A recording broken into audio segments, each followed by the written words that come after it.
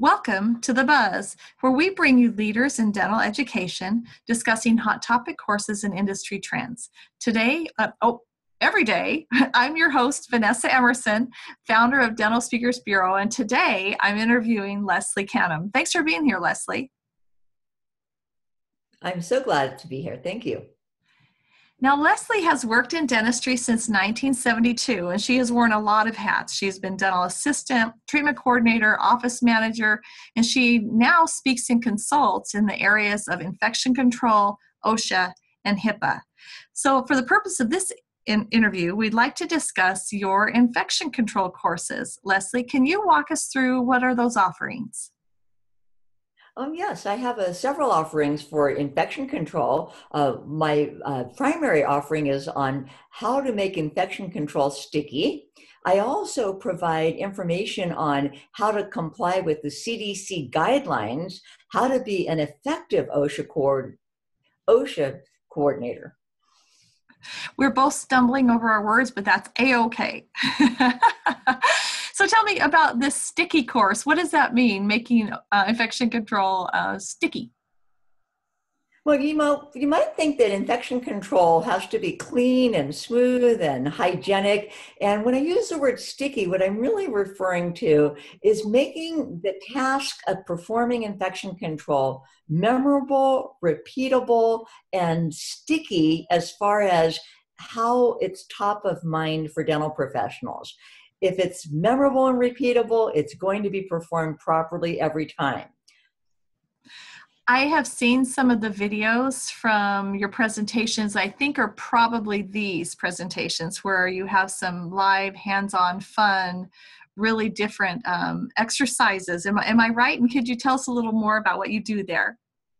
Well, yes, my signature sticky game on infection control really focuses on hand hygiene, and I call it shaving cream and gloves, where we use gloves on dental professionals, and then we put a dollop of shaving cream right in the center of the outside of the glove. And the challenge is the dental professionals have to remove their gloves without getting any of the shaving cream on their skin. And it's such a revealing way to show how difficult it is to remove your gloves without getting some of that back on your skin. So it makes washing hands really important, where sometimes people give those gloves a little more credit than they deserve and skip the hand hygiene after removing gloves. I love that because as a trainer, you've taken this concept and made it really literally hands-on, visible for them to put into action and to walk away and remember and tell a friend, and they'll have fun, and it makes it more, just it's the whole package. It makes the experience more fun, the time goes by quickly, they learn more. I think that's the hallmark of a true trainer and educator. So congratulations on that, and I've heard such great things about your courses.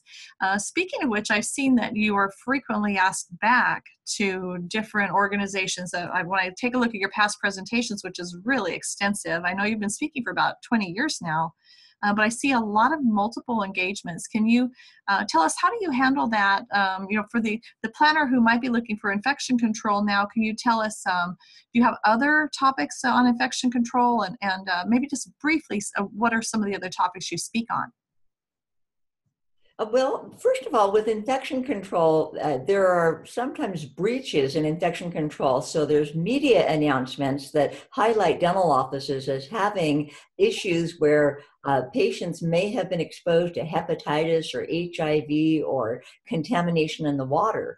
And in some of these cases, the dental practices are closed down by the dental boards. So bringing stories into my presentation helps to make these infection control situations real and helps people be more cautious. And of course, the current stories help me to keep my presentation fresh and not redundant. There's complex regulations surrounding infection control, and each state is different. People need to know how to find those regulations and how to put them into use in their practice, and they need resources. Mm-hmm. It sounds like there's quite a bit of work that goes on behind the scenes for you as the educator as well, and understanding each of the different environments, different states as well. So is there any, as a parting thought, Leslie, is there anything that we haven't mentioned that would be important for the meeting planner to know around your infection control courses? Well, regarding the infection control courses, it's a never-ending process of staying vigilant, and infection prevention needs to be top of mind for dental professionals. We can't take it for granted because it only takes one incident to slip and endanger a patient or to expose a coworker. And of course, something like that happens, the next thing you know, you're on the news. And nobody wants that. So it's really important. And thank you for being here and sharing your courses with us today, Leslie. And thank you for tuning in to this episode. And if you would like more information on bringing Leslie to speak at one of your next meetings, please visit dentalspeakersbureau.com.